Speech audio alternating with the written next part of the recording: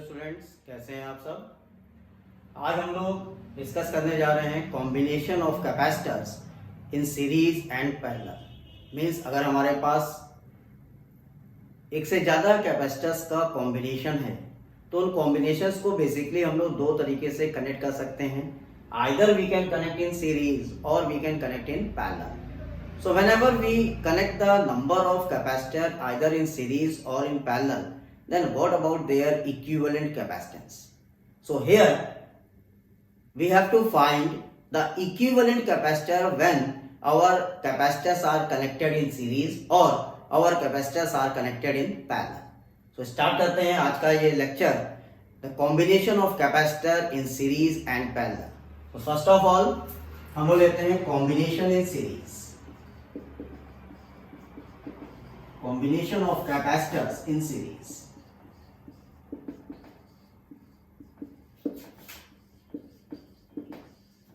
तो अगर हमारे कैपेसिटर सीरीज में कनेक्टेड हैं, मैं यहाँ पे आपको डायग्राम से दिखाता हूँ। If I am saying we have a 3 parallel plate capacitor 1, 2 and 3। तो यहाँ पे हमने 3 पैरेलल प्लेट कैपेसिटर लिए हैं C1, C2 and C3 and we connect these capacitors in series. Right, 3 capacitors हमारे सीरीज में हैं। मान लेते हैं इस कैपेसिटर पर चार्ज पॉजिटिव है और इस कैपेसिटर पर चार्ज निगेटिव है। Okay, Q and minus Q। Okay, plus Q minus Q। Similarly here charge is plus plus Q, charge is minus minus Q। Similarly here charge is plus, charge is minus, plus Q and minus Q। तो यहाँ पे हम लोगों ने 3 capacitors को series में connect किया हुआ है। हमेशा स्टूडेंट्स ध्यान रखिए, अगर कैपेसिटर सीरीज में कनेक्टेड हैं तो उन पर चार्ज सेम होगा और पोटेंशियल की वैल्यू हर कैपेसिटर पर डिफरेंट होगी। मान लीजिए हम इस कैपेसिटर के कॉम्बिनेशन को सप्लाई से कनेक्ट कर देते हैं। If I am saying we connect this capacitor with the supply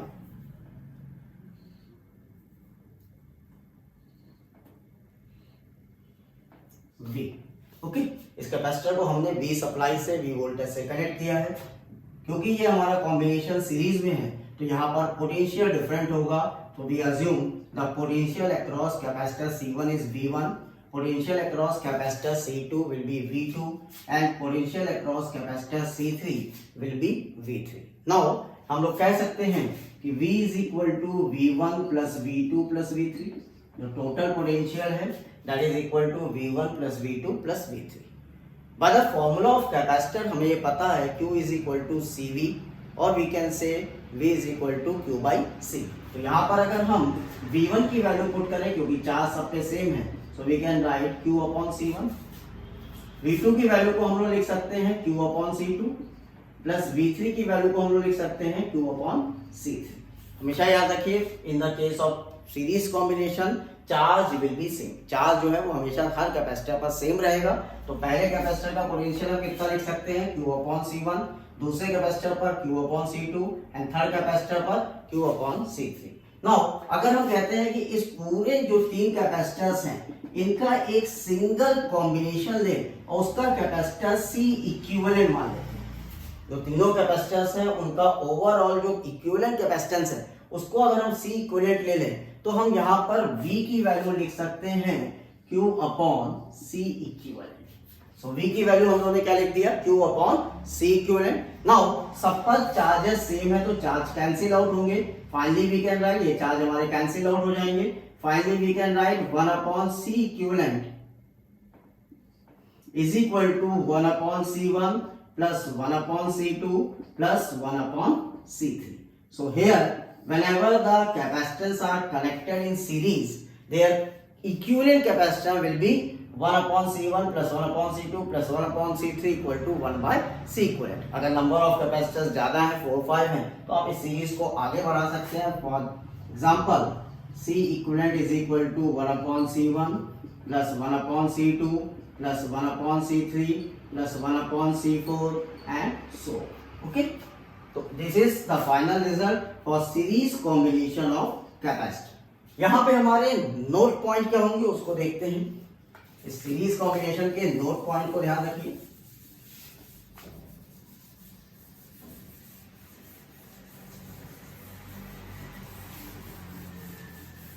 So here important note points.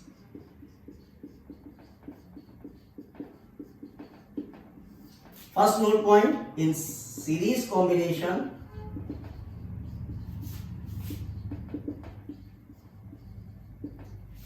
of capacitors,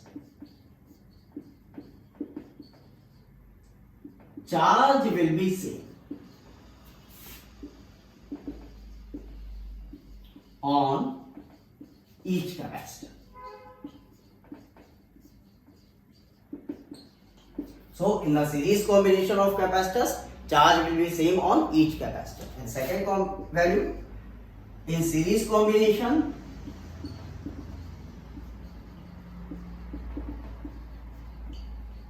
of capacitors,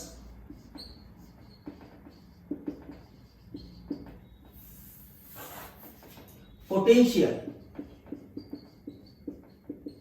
across each capacitor or potential difference across each capacitor will be different.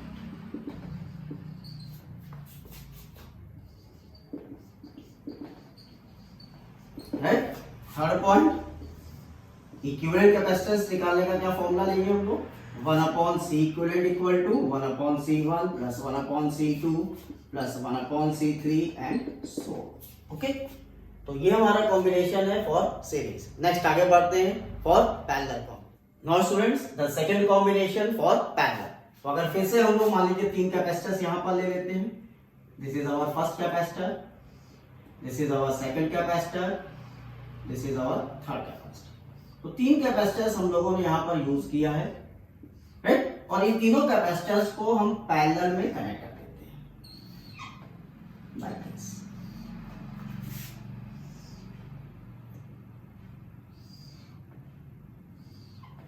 Right. और इस पूरे parallel combination को एक supply से connect कर देते हैं, V plus minus. Okay, अब अगर इस कैपेसिटर को मैं कह रहा हूं this is C1, capacitor C2 and capacitor C3. तो स्टूडेंट्स हमेशा याद रखिए, in the parallel combinations the potential is same on each capacitor but charge will be different. Her capacitor पर पोटेंशियल सेम होगा पैरेलल कॉम्बिनेशन पे, लेकिन charge हर capacitor पर different होगा. इसका मतलब अगर आपने पोटेंशियल V अप्लाई किया है अक्रॉस दिस कॉम्बिनेशन, तो इस C3 कैपेसिटर पे भी पोटेंशियल V होगा, C2 पर भी V होगा और C1 पर भी पोटेंशियल V होगा, लेकिन तीनों पर चार्जेस डिफरेंट होंगे. तो हम लोग मान लेते हैं कि मान लीजिए हमारे कैपेसिटर C1 की प्लस प्लेट है, ये हमारे कैपेसिटर C1 की माइनस प्लेट है, and here the charge is Q1 and minus Q1. यहाँ पर कैपेसिटर C2 की this one is plus plate, minus plate, यहाँ पर charge plus Q2 minus Q2. इस कैपेसिटर C3 की हमारी प्लस प्लेट है और माइनस प्लेट है, charge Q3 and minus Q3. तो आप देख रहे हैं स्टूडेंट्स कि तीनों कैपेसिटर पर चार्ज डिफरेंट है. फर्स्ट कैपेसिटर C1 पर चार्ज Q1 है, C2 पर चार्ज Q2 है एंड C3 पे चार्ज Q3 है. तो इसका मतलब जब यहां से चार्ज करंट फ्लो करेगी तो वो चार्ज डिस्ट्रीब्यूट होगा, और वो चार्ज डिस्ट्रीब्यूट होकर तीनों कैपेसिटर्स पर अलग अलग चार्ज डिस्ट्रीब्यूशन हो रहा है. सो अगर हम ये अज्यूम करें the total charge is Q, the total charge is Q, so we can write Q is equal to Q1 plus Q2 plus Q3, right? तो हमने यहाँ पे क्या assumption लिया कि अगर ये सप्लाई से टोटल चार्ज Q फ्लो कर रहा है तो वो Q चार्ज तीन पार्ट में डिवाइड हो गया, Q1, Q2 and Q3. So we can write Q is equal to Q1 plus Q2 plus Q3. Now Q1 की वैल्यू हम क्या लिख सकते हैं भाई, यहाँ पर पोटेंशियल V है तो यहाँ भी पोटेंशियल स्टूडेंट्स कितना होगा, V होगा. यहाँ भी पोटेंशियल V, यहाँ भी V होगा. तो Q1 की वैल्यू हम लोग कितनी लिख सकते हैं, C1V. ओके, कितना लिख सकते हैं, C1V. Q2 की वैल्यू हम लोग कितनी लिख सकते हैं, C2V. और Q3 की वैल्यू हम कितनी लिख सकते हैं, C3V. ओके, अब मान लीजिए अगर ये पूरा कॉम्बिनेशन जो तीनों कैपेसिटर्स का है पैरेलल में, इसको मैं एक सिंगल कैपेसिटेंस अज्यूम करूं C इक्विवेलेंट, इसको मैं एक सिंगल कैपेसिटेंस अज्यूम करूं C इक्विवेलेंट, तो ये सिंगल कैपेसिटेंस पर पोटेंशियल आप कितना दे रहे हो V, और इस सिंगल कैपेसिटेंस पे चार्ज कितना जा रहा है, टोटल Q चार्ज जा रहा है. तो Q की वैल्यू हम कितनी लिख सकते हैं, C equivalent into V.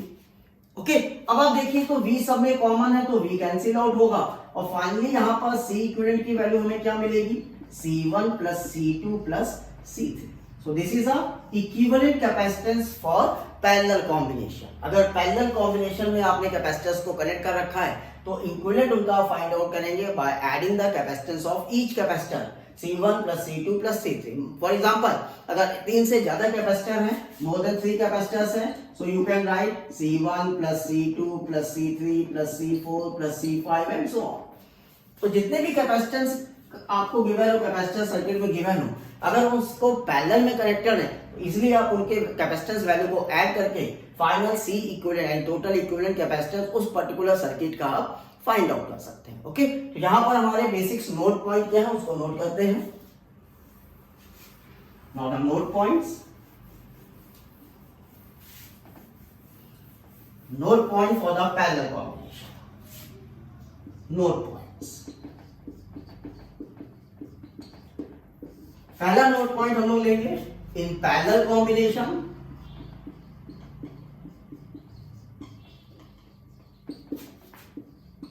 of capacitors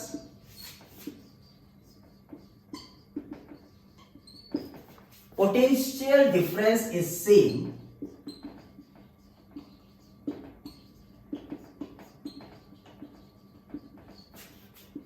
across each capacitor.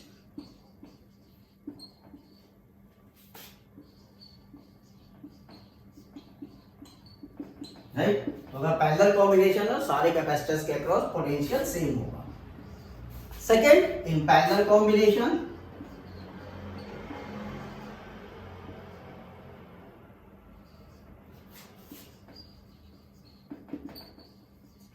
Charge will be different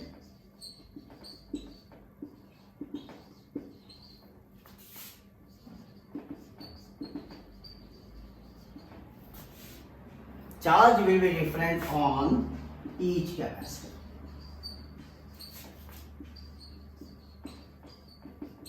यानी हर कैपेसिटर पर चार्ज अलग अलग होगा. हर सी इक्विवेलेंट फाइंड आउट करने का फॉर्मूला स्टूडेंट्स हमने क्या सीखा?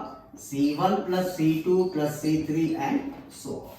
तो ये हमारे 3 इंपॉर्टेंट नोट पॉइंट है for parallel capacitor. Okay, now students next very important concept, energy stored in a capacitor. जैसा कि हम सभी लोग स्टूडेंट्स जानते हैं कि capacitor is a device which stored energy and hold the charge. तो किस तरह से एनर्जी स्टोर्ड होगा कैपेसिटर में और क्या एनर्जी का फॉर्मूला होगा कैपेसिटर के केस में, वो हम इस टॉपिक में सीखेंगे. तो कैपेसिटर हमेशा याद रखिए, capacitor is a device which stored energy. और वो एनर्जी स्टोर कैसे करता है? When the charge is transfer from one plate to another plate, then there is an external work done and that work done is in the form of stored potential energy, is in the form of potential energy which is stored in a capacitor. तो क्या process होता है कि capacitor हमारा एक device है जो हमेशा एनर्जी को स्टोर करता हो. कैसे स्टोर करता है? When a charge is transfer from one plate to another plate there will be a work done, और ये वर्क डन हमेशा इलेक्ट्रिकल पोटेंशियल एनर्जी के फॉर्म में उस कैपेसिटर में स्टोर होता है. तो अगर हम ये स्टूडेंट मान लें कि हमारे पास कोई कैपेसिटर है जिसका कैपेसिटेंस C है, राइट, मैं कह रहा हूं कैपेसिटर है जिसका कैपेसिटेंस C है और इनिशियली ये कैपेसिटर अनचार्ज्ड है.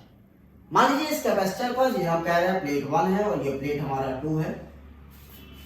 इस कैपेसिटर पर प्लेट 2 से प्लेट 1 पे चार्ज ट्रांसफर कर रहे हैं, that charge is Q dash. ठीक है, तो पॉजिटिव चार्ज प्लेट 2 से प्लेट 1 की तरफ आप ट्रांसफर कर रहे हो. ये प्लेट हमारी पॉजिटिव प्लेट हो गई और this plate is a negative plate. तो अगर हमारा चार्ज ट्रांसफर हो रहा है फ्रॉम पॉजिटिव नेगेटिव प्लेट यानी प्लेट 2 से प्लेट 1 की तरफ, तो यहाँ पर इलेक्ट्रिक फील्ड का डायरेक्शन स्टूडेंट्स कैसा होगा? Yes, from positive to negative. तो इलेक्ट्रिक फील्ड का जो डायरेक्शन होगा वो तो पॉजिटिव से नेगेटिव होगा. और अगर हम ये मान रहे हैं कि प्लेट 2 से प्लेट 1 की तरफ चार्ज ट्रांसफर हो रहा है तो इस चार्ज को ट्रांसफर करने में कुछ ना कुछ वर्क डन होगा. तो अगर प्लेट 2 से प्लेट 1 पे चार्ज ट्रांसफर हो रहा है, वो चार्ज हमने अज्यूम किया है Q डैश, तो इस पर्टिकुलर कैपेसिटर पर पोटेंशियल इसके अक्रॉस कितना डेवलप होगा उसको देखते हैं. हमने क्या किया है? सपोज अ कैपेसिटर है capacitance C,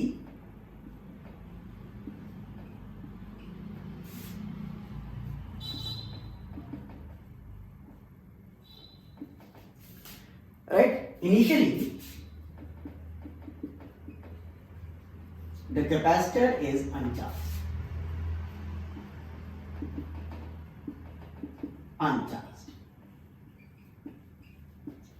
Now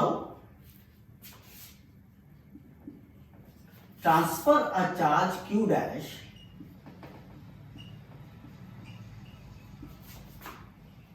from plate 2 to plate 1.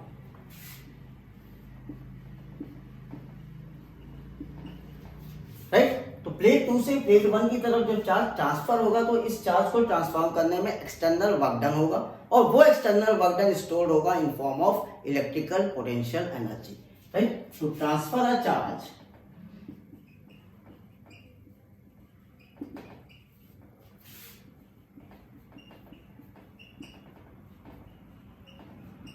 there will be external work done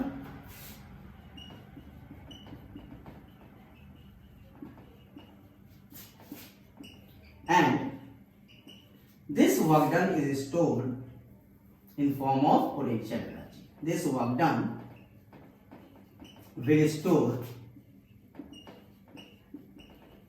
in form of electric potential energy.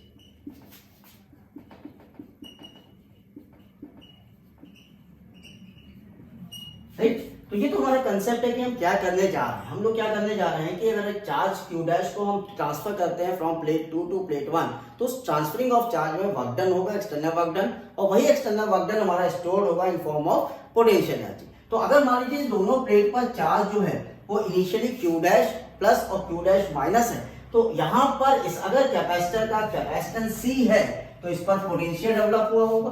कितना पोटेंशियल डेवलप हुआ होगा तो उसको हम लोग फाइंड आउट करें. Now potential across the capacitor,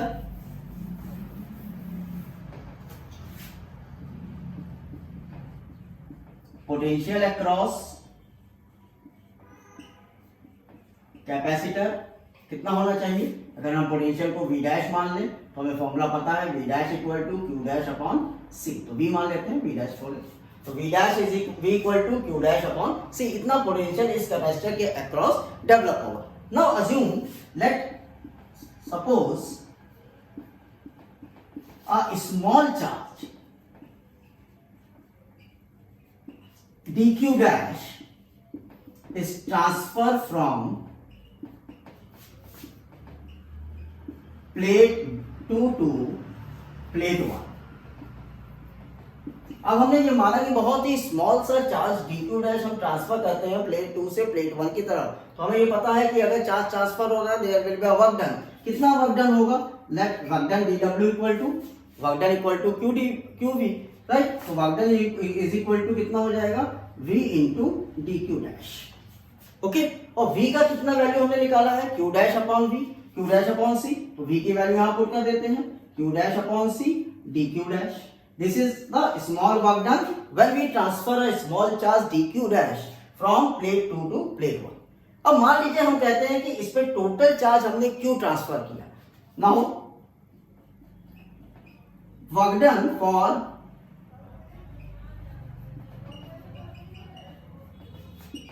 transfer a total charge q. Total charge Q. अगर हम कितना वर्क डन होगा अगर हम टोटल चार्ज Q यहां पर ट्रांसफर है, इसका मतलब अब यहां पर चार्ज कितना हो जाए स्टूडेंट्स प्लस माइनस Q हो जाए, तो हमारा कितना वर्क डन होना चाहिए उसको हम लोग फाइंड आउट करते हैं. तो हमें वर्क डन का यहां पर स्मॉल चार्ज के लिए एक्सप्रेशन पता है कि स्मॉल चार्ज के लिए वर्क डन का एक्सप्रेशन है Q dash upon C dQ dash. Right, तो इस एक्सप्रेशन को हम लोग यूज कर रहे हैं. वर्क डन स्मॉल चार्ज के लिए है Q dash upon C into dQ dash, और हमें कितना चार्ज ट्रांसफर करना है Q, इसको इंटीग्रेट कर देते हैं. इंटीग्रेट कर देते हैं that is 1 upon C integration Q dash into dQ dash. अब अगर चार्ज जीरो है तो उस समय वर्क डन भी कितना होगा स्टूडेंट जीरो होगा, और हमें कितना चार्ज ट्रांसफर करना है कैपिटल Q, तो वर्क डन कितना मान लेते हैं W वर्क डन होगा. तो वर्क डन का फॉर्मूला कितना आ जाना चाहिए 1 upon C Q dash square by 2 0 to Q. Q dash square by 2 0 to Q. Now put the limit, we get Q square upon 2. तो टोटल वर्क डन जो हमें मिला to transfer a charge q from plate 2 to plate 1 that is q square upon 2c, q square upon 2c. Now work done is store in form of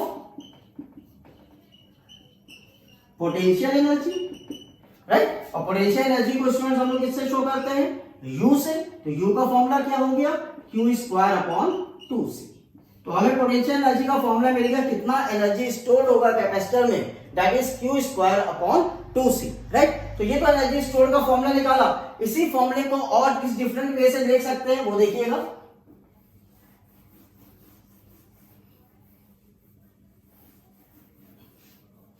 तो क्या formula हम लोगों ने find out कर लिया है? U is equal to Q square upon 2c, right. Q को हम कितना लिख सकते हैं?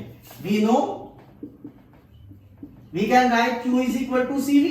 यहां पे पुट करिए तो U is equal to CV whole square upon 2c, और we can write C square V square upon 2c.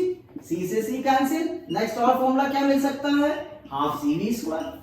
तो एक एनर्जी का फॉर्मूला ये भी हमारे पास हो सकता है, हाफ CV स्क्वायर, राइट. और क्या एनर्जी का फॉर्मूला हो सकता है? इसी जनरल फॉर्मूले से देखिए. We know C is equal to Q upon V. Okay, तो C की जगह कितना पुट कर दीजिए? यहां इसको इक्वेशन 1 देते हैं जिससे कंफ्यूजन ना हो. Put in equation 1. अब हम क्या लिख सकते हैं? U is equal to half Q square upon Q upon V. So Q से Q कैंसिल. ये हमें कितना मिलेगा? Half QV. तो आप देखिए तो कैपेसिटेंस स्टोर्ड एनर्जी के 3 फॉर्मूले हमारे पास हो गए.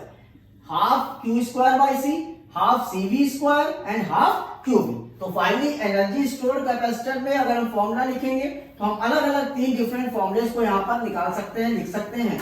तो energy stored in capacitor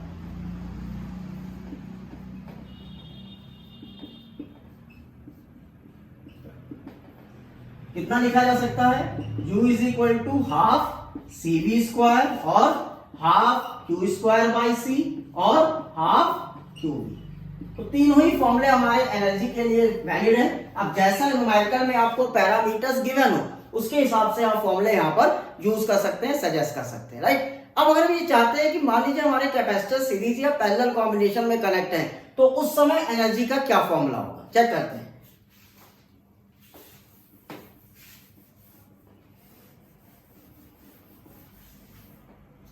Energy when capacitors are connected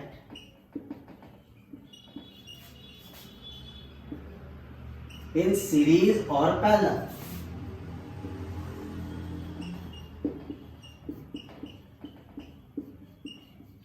right.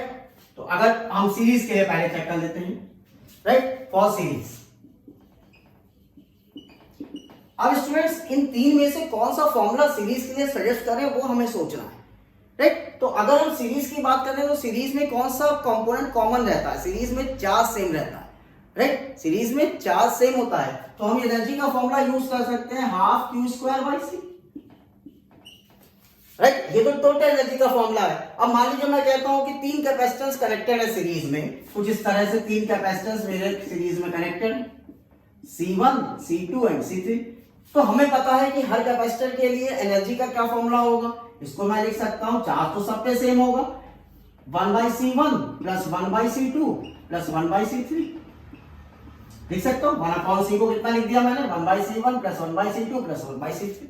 1/C की जगह कितना लिख दिया? 1/C1 plus 1/2 plus 1/C3. अब इसको मैं देखूं फॉर्मूला तो half Q square by C1 plus half Q square by C2 plus half Q square by C3, right. क्या किया हम लोगों ने? 1/C को तीनों सीरीज कॉम्बिनेशन में लिखा है, उसके बाद इस पैरामीटर को मल्टीप्लाई कर दिया. अब ये फॉर्मूला किसका बना? U1, this formula U2 second capacitor के लिए, दिस एनर्जी फॉर्मूला U3, और टोटल किसके इक्वल हो गया? टोटल एनर्जी U के इक्वल. तो अगर सीरीज में कनेक्टेड है आपके कैपेसिटर और आपसे पूछा गया टोटल एनर्जी फाइंड आउट करिए तो सिंपली आप हर कैपेसिटर की एनर्जी फाइंड आउट करके उसको आप ऐड कर दीजिए, राइट. पैरेलल चेक करते हैं.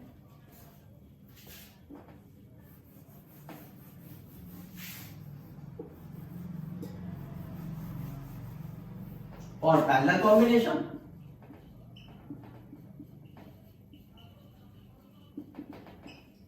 एनर्जी फाइंड आउट कर रहे हैं दोस्तों, ठीक है, फॉर पैरेलल कॉम्बिनेशन। अब सजेस्ट करना है कि पैरेलल में एनर्जी के 3 फॉर्मूले में से कौन सा फॉर्मूला लें। यस, हमें पता है कि पैरेलल में हमारा पोटेंशियल सेम रहता है, तो यहां पर आप फॉर्मूला यूज करिए हाफ CV², राइट। अब अगर पैरेलल कॉम्बिनेशन है, मान लीजिए मैं कहता हूं मेरे पास 3 कैपेसिटर है, मैंने उनको पैरेलल में कनेक्ट कर रखा है लाइक दिस, C1 C2 और C3, तो इसका इक्विवेलेंट C कितना होना चाहिए, C1 plus C2 plus C3। तो इस C की जगह आप कितना इक्विवेलेंट लिख सकते हो, C1 plus C2 plus C3 into V²। C की जगह आपने कितना लिख दिया, C1 plus C2 plus C3 V² multiply कर डालिए, half C1 V² plus half C2 V² plus half C3 V²। ये क्या बना, पहले कैपेसिटर की एनर्जी U1, दूसरे कैपेसिटर की एनर्जी U2, तीसरे कैपेसिटर की एनर्जी U3। तो पैरेलल कॉम्बिनेशन में भी आप देख रहे हैं कि एनर्जी को आप अलग अलग कैपेसिटर के लिए फाइंड आउट कर रहे हो, उसको ऐड कर दे रहे हो, now you get the total energy. तो either the combination is series और the combination is parallel, the energy is additive. चाहे आपका कॉम्बिनेशन सीरीज हो चाहे कॉम्बिनेशन पैरेलल हो, एनर्जी आपका एडिटिव रहेगा, यानी हर डिफरेंट कैपेसिटर पर एनर्जी आप फाइंड आउट करोगे और उसे आप ऐड कर दोगे, simply you get the total energy for your given combination. Okay, now students, again a very important topic, energy stored of an electric field. क्या मतलब हुआ, पहले तो बात समझिए, what is energy density. Energy density of an electric field हमें यहाँ पे फाइंड आउट करना है। एनर्जी डेंसिटी का क्या मतलब है, energy density means energy stored per unit volume. Energy density को हम कैसे डिफाइन करेंगे, पहले तो इसको समझें। Energy density is defined as energy stored per unit volume.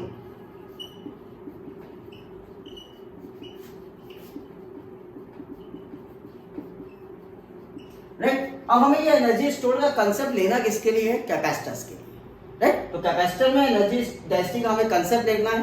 हमें पता है कि कैपेसिटर्स पर जब चार्जिंग प्रोसेस होगा तो उस चार्जिंग प्रोसेस पे वर्क डन होगा, और जब वर्क डन होगा तो वहां पर उस वर्क डन के कारण इलेक्ट्रिक फील्ड इस्टेब्लिश हो जाएगी, और इलेक्ट्रिक फील्ड जब इस्टेब्लिश होगी तो उस समय जो एनर्जी स्टोर हो रही है उसको हम लोग कहेंगे energy stored in a electric field. उसको हम क्या कहेंगे, energy stored in a electric field. Okay, तो अगेन सुनिएगा, तो जब हमारा एनर्जी डेंसिटी हमें फाइंड आउट करना है, एनर्जी हमें पता है कि कैपेसिटर एनर्जी को स्टोर करता है, लेकिन कैसे करता है, जब चार्ज ट्रांसफर होता है from one plate to another plate, तो उन चार्ज के ट्रांसफरिंग में वर्क डन होता है, और वही वर्क डन जो है वो इलेक्ट्रिक फील्ड को क्रिएट कर देता है बिटवीन द टू प्लेट्स। अब वो इलेक्ट्रिक फील्ड जब क्रिएट होती है तो हम लोग ये कह सकते हैं कि the energy stored in a electric field, यानी कि इलेक्ट्रिक फील्ड के में ही कि इलेक्ट्रिक फील्ड रीजन में हमारे कैपेसिटर के अंदर, इलेक्ट्रिक फील्ड रीजन में हमारे कैपेसिटर के अंदर एनर्जी स्टोर हुआ। तो इस एनर्जी डेंसिटी का फॉर्मूला हमें यहाँ पे फाइंड आउट करना है। कैसे करेंगे,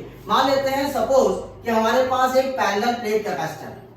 suppose we have a parallel plate capacitor, और इस पैरेलल प्लेट कैपेसिटर पर एक प्लेट हमारा पॉजिटिव है और दूसरा प्लेट निगेटिव है, राइट, और दोनों प्लेट पर चार्ज हम अज्यूम कर लेते हैं Q।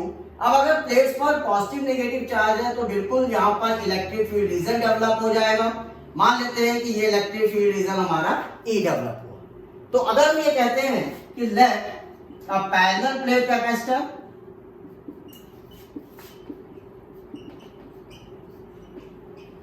of surface area A for plate, surface area of plate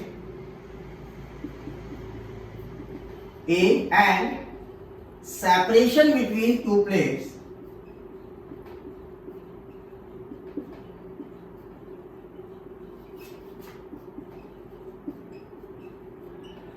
is D, right? तो अगर हमने पैरेलल प्लेट कैपेसिटर माना है जिसका एरिया, प्लेट्स का एरिया A है और दोनों के बीच में सेपरेशन D है, तो यहाँ पे सेपरेशन D है और प्लेट का एरिया A है, तो हम यहाँ पे कैपेसिटेंस की वैल्यू लिख सकते हैं epsilon not A upon D, जो हमने सीखा हुआ, राइट। अब हम अज्यूम करते हैं let sigma B the surface charge density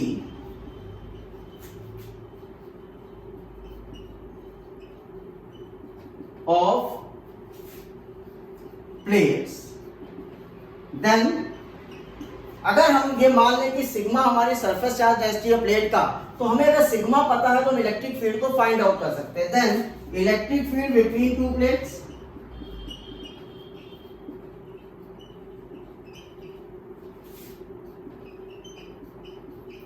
can be written as E is equal to sigma upon epsilon naught, right. तो हमने यहां पर सिग्मा को अज्यूम किया है कि हमारा सिग्मा अगर सरफेस चार्ज डेंसिटी है तो इलेक्ट्रिक फील्ड का फॉर्मूला बिटवीन टू प्लेट्स होना चाहिए सिग्मा अपॉन एप्सिलॉन नॉट। तो यहां से हम सिग्मा की वैल्यू इलेक्ट्रिक फील्ड के टर्म में फाइंड आउट कर सकते हैं एप्सिलॉन नॉट ई, क्योंकि इलेक्ट्रिक फील्ड ऑलरेडी एस्टैब्लिश्ड है दोनों के बीच में जब इनमें चार्ज ट्रांसफर हुआ और वर्क डन हुआ। तो इलेक्ट्रिक फील्ड तो हमें पता है, तो उसके हेल्प से हमने सिग्मा की वैल्यू पता कर लिया, सरफेस चार्ज डेंसिटी की वैल्यू पता कर लिया फॉर द प्लेन। अब अगर हमें देखिए हमें चार्ज भी नहीं पता है कितना है, तो अब अगर हम चार्ज निकालना चाहें तो हम लोग लिख सकते हैं, यहां से मैं हटा रहा हूं इसको। अब अगर हम कहें that charge on each plate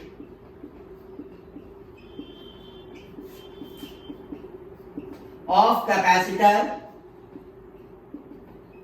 will be, कितना हो जाना चाहिए, चार्ज क्यू हो जाना चाहिए सिग्मा इंटू ए, क्योंकि हमने सिग्मा यहां पर निकाल दिया एप्सिलॉन नॉट ई, तो हम इसको लिख सकते हैं एप्सिलॉन नॉट ई इंटू ए। तो इतना चार्ज हमारा एस्टैब्लिश हो जाएगा across the capacitor plate, on the capacitor plate, right. तो हमें चार्ज पता चल गया, लेकिन हमें तो भाई यहां पर एनर्जी निकालनी है। नाउ फॉर एनर्जी, हमें एनर्जी का फॉर्मूला पता है half Q square by C, right. Q की वैल्यू आप कितना पुट कर दोगे students, epsilon not E A whole square, और सी यहाँ पहला प्लेट कैपेसिटर है तो इसकी value epsilon naught A by D आपने पुट कर दिया। अब आप इसे सॉल्व करिए, कितना मिलता है आपको आंसर, चेक करिए। Half epsilon nought cancel out होगा, epsilon not E A into D, epsilon not E A into D, ये हमें वैल्यू यहां पर मिला एनर्जी का in terms of electric field.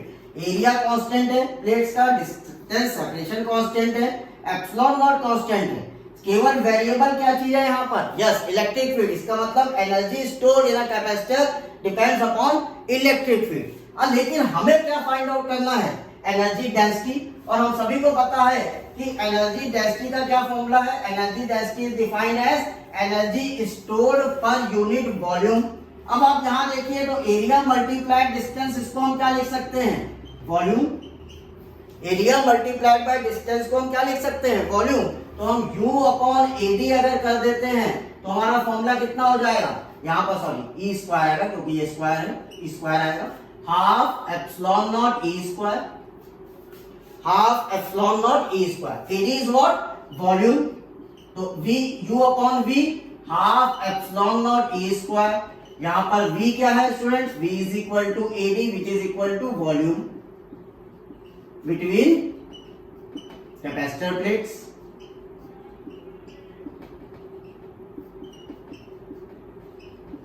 Right, तो हमारा फॉर्मूला देखिए हमको मिल गया half epsilon naught E square, और U by V, capital U से हम लोग शो करेंगे स्टूडेंट्स पोटेंशियल एनर्जी को। हमें निकालना है एनर्जी डेंसिटी, तो एनर्जी डेंसिटी को हमेशा याद रखिए स्मॉल u से शो किया जाता है। What is small u here, energy density which is equal to capital U by V, energy per unit volume, and formula is half epsilon naught E square. So finally हमारा formula हो गया half epsilon naught E square. This is a formula for energy density of an electric field. Energy density of an electric field, very important formula. इस पे बहुत से question बनते हैं, आपके short answering question, long answering question, even IIT और NEET पे भी एनर्जी डेंसिटी पे क्वेश्चन आपसे पूछा जाता है। तो एनर्जी डेंसिटी का फॉर्मूला याद रखें, half epsilon naught E square. Okay, आपको अगर मेरा ये एक्सप्लेनेशन वीडियो अच्छा लगे तो लाइक और शेयर कीजिए, साथ साथ सब्सक्राइब करें मेरे चैनल फिजिक्स क्लिनिक को। Thank you so much, have a nice day.